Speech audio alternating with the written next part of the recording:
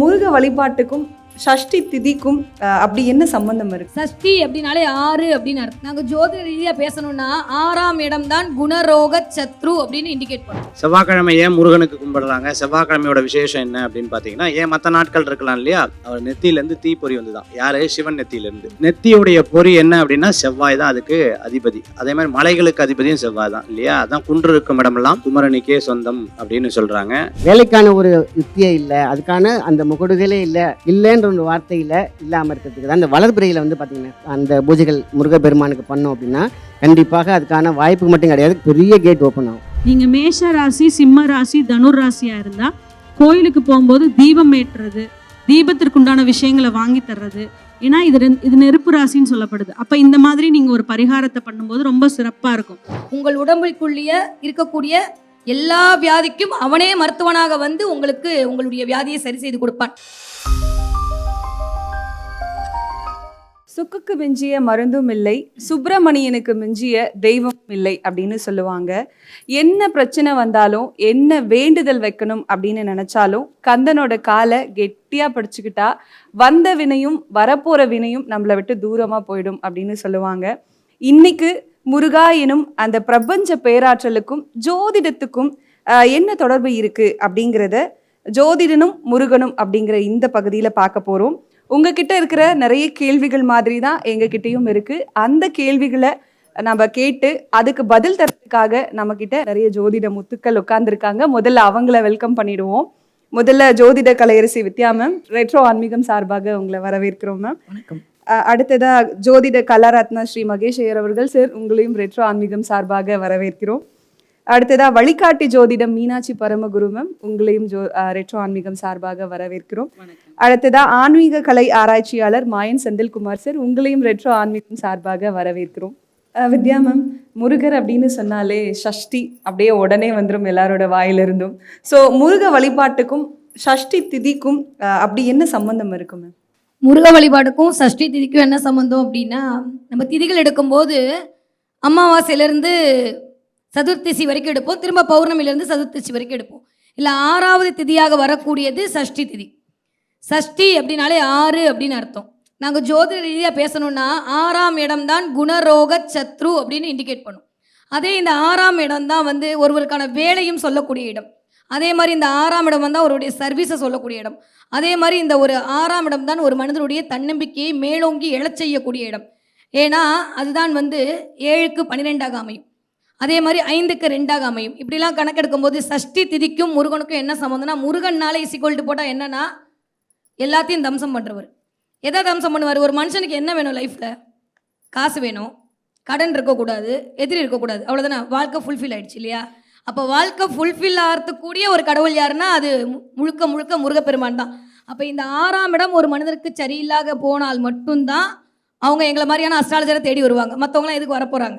அப்போ இந்த 6ஆம் இடத்தை சரி பண்ணக்கூடிய ஒரு கடவுளாக முருகன் இருப்பதால் மட்டும்தான் சஷ்டி திதி அன்னைக்கு முருகனை வழிபாடு செய்யணும் அப்படின்னு சொல்லக்கூடாங்க. சஷ்டி திதி அன்னைக்கு முருகனை வழிபாடு செய்ய செய்ய உங்களுடைய கடன் தவிடுபடியாகும், உங்களுடைய எதிரிகள் கண்ணுக்கு தெரியாமல் அழிஞ்சு போவாங்க. உங்கள் உடம்புக்குள்ளேயே இருக்கக்கூடிய எல்லா வியாதிக்கும் அவனே மருத்துவனாக வந்து உங்களுக்கு உங்களுடைய வியாதியை சரி செய்து கொடுப்பான்.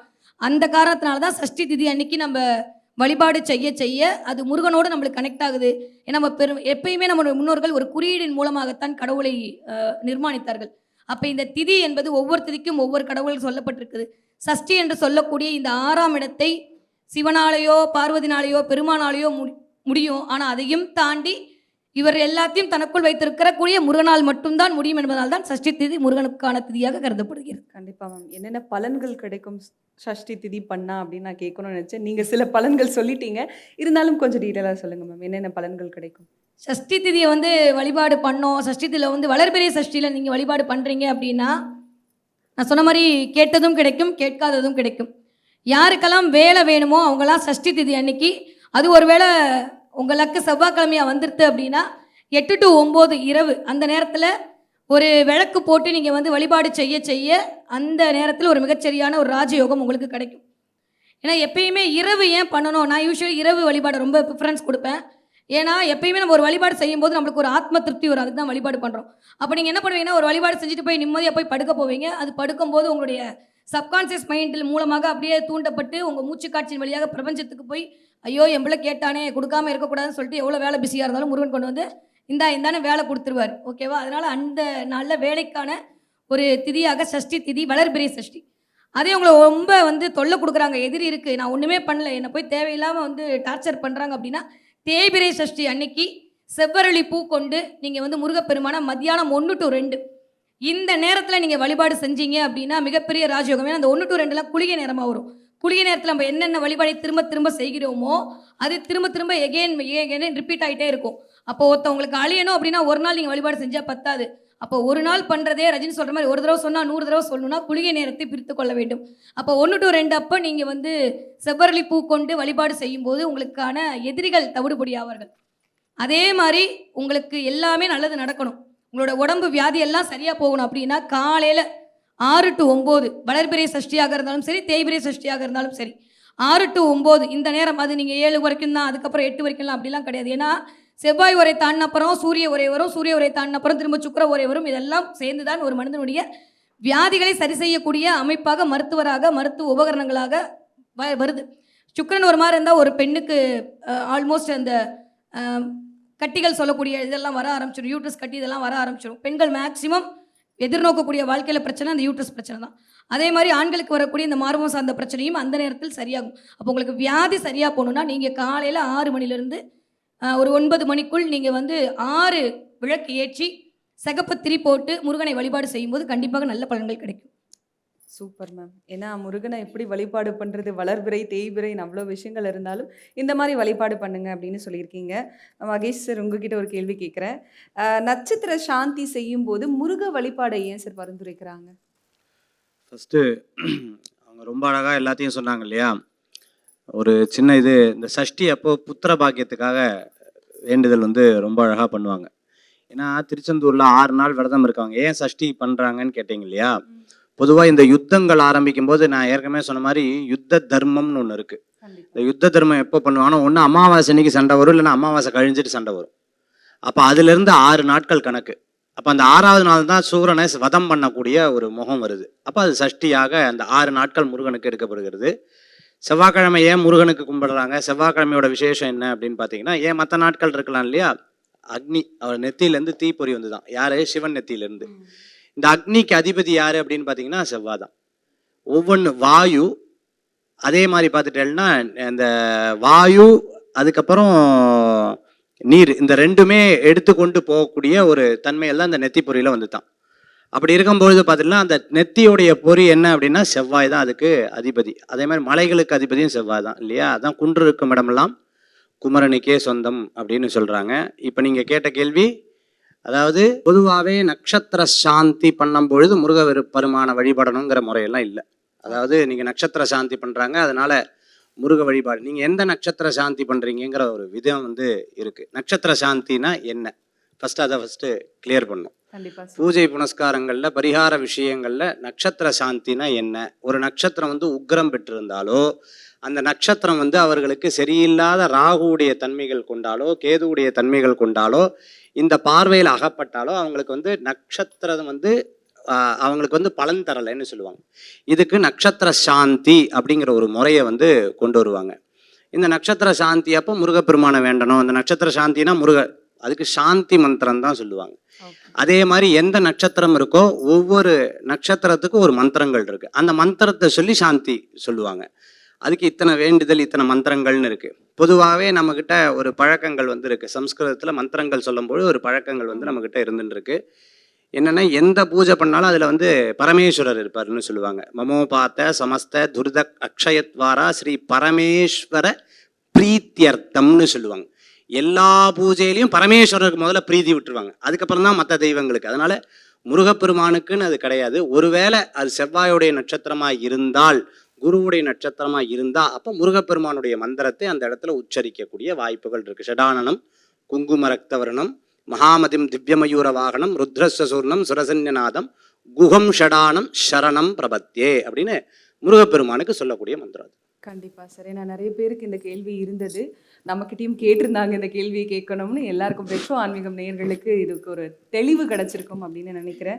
மாயன் சார் அடுத்ததா உங்ககிட்ட கேட்கணும்னு நினைக்கிறேன். வித்யா மேம் வந்து வளர்பிறை சஷ்டி, தேய்பிறை சஷ்டி எந்த பூஜைகள் பண்ணலாம் அப்படின்னு சொன்னாங்க. நெறைய பேருக்கு இருக்கிற குழப்பம் வந்து வளர்பிறை சஷ்டியில கும்பிடுறது நல்லதா? இல்லன்னா தேய்பிறை சஷ்டியில வழிபடுறது நல்லதான்னு சொல்லிட்டு. ஸோ வளர்பிறை சஷ்டியா? இல்ல தேய்பிறை சஷ்டியா? இப்போ பார்த்தீங்கன்னாக்கா ஒரு மனிதன் எடுத்துக்கிட்டிங்கனாக்கா ராகு கேது கண்டிப்பா. ரெண்டுமே இருக்கணும். சூரியன் சந்திரன் இப்போ இதுதான் வந்து பார்த்தீங்கன்னா பேலன்ஸ் இன் பேலன்ஸ்னு சொல்லுவாங்க. இது பார்த்தீங்கன்னா நல்லது நடக்கணும் அப்படிங்கிற பட்சத்தில் பார்த்தீங்கன்னா சில பேர் பார்த்தீங்கன்னா பரிகாரங்கள் இப்போ வேண்டியது ம். இல்லைன்னு சொல்லிடுறாங்க பார்த்தீங்களா, அவ்வளோதான். இனிமேல் அந்த அவங்களுக்கு குழந்தையே இல்லை, அவங்களுக்கு இனிமேல் அந்த அந்த வேலைக்கான ஒரு யுக்தியே இல்லை, அதுக்கான அந்த முகடுதலே இல்லைன்ற ஒரு வார்த்தையில் இல்லாமல் இருக்கிறதுக்கு தான் அந்த வளர்பிறையில் வந்து பார்த்திங்கன்னா அந்த பூஜைகள் முருகப்பெருமானுக்கு பண்ணோம் அப்படின்னா கண்டிப்பாக அதுக்கான வாய்ப்பு மட்டும் கிடையாது, பெரிய கேட் ஓப்பன் ஆகும். சில பேருக்கு வந்து பார்த்திங்கன்னா இந்த பரிகாரங்களாக போவாங்க.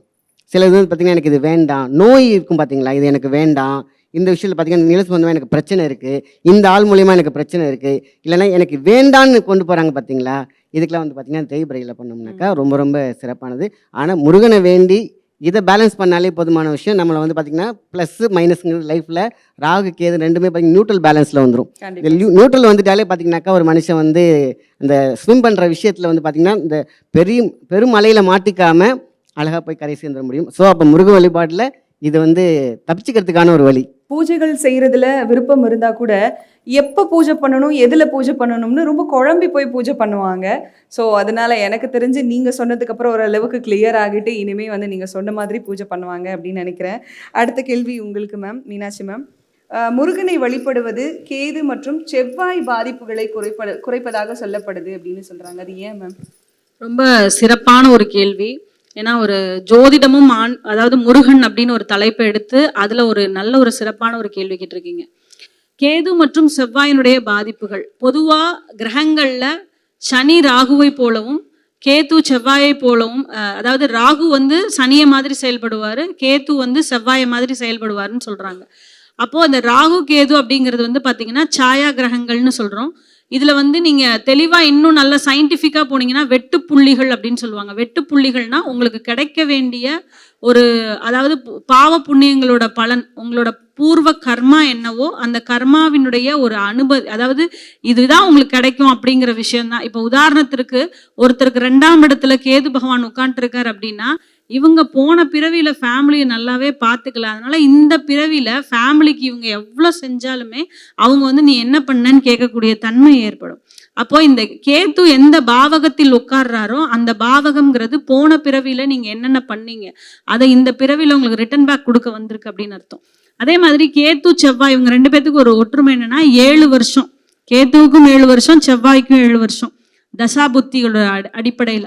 அப்ப இந்த 7 வருஷத்துல ஒரு மனுஷனை வந்து என்னென்னலாம் பண்ணலாம் அப்படின்னா, கேத்து வந்து ஞானத்தை முழுமையாக கொடுப்பார். இந்த லௌகீக வாழ்க்கையில உங்களை அழுத்தி இந்த லௌகீகத்துல உங்களுக்கு இப்போ உதாரணத்திற்கு ஒருத்தர் வந்து ரொம்ப நல்லா இருக்காருன்னா இந்த கேத்து திசை வரும்போது 2 விஷயத்துக்கு போவார், 2 ஒரு எட்ஜுக்கு போவார். ஒன்று வந்து ரொம்ப டாப் மோஸ்டா இருக்கக்கூடிய எல்லா லௌகீக விஷயங்களையும் இன்ட்ரெஸ்டடா உள்ள போய் மாட்டிக்கிட்டு அதுல இருந்து தெளிஞ்சு வெளியில வருவார், காவி உடுத்திக்குவார். இந்த செவ்வாய் திசை வரும்போது ஒரு மனுஷன் என்னன்னா அவனுக்குள்ள இருக்கிற அந்த மொத்த ஆங்காரமும் கோபமும் வெளிப்பாடும் அவன் ஜாதகத்தை பொறுத்து அவனுக்கு வெளியில வரும். அதே மாதிரி அந்த திசா காலங்கள் ஒரு அது முடியும் போது கண்டிப்பா அவங்களோட வயதுக்கு தகுந்த நற்பலன்களை கொடுக்கும் அப்படிங்கிறது தான் 2 திசையிலுமே உள்ள ஒரு ஒற்றுமை.